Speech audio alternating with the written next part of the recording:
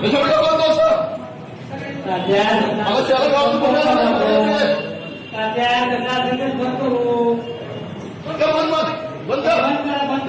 चालू दे ना, चालू दे. नाही कर बंद कर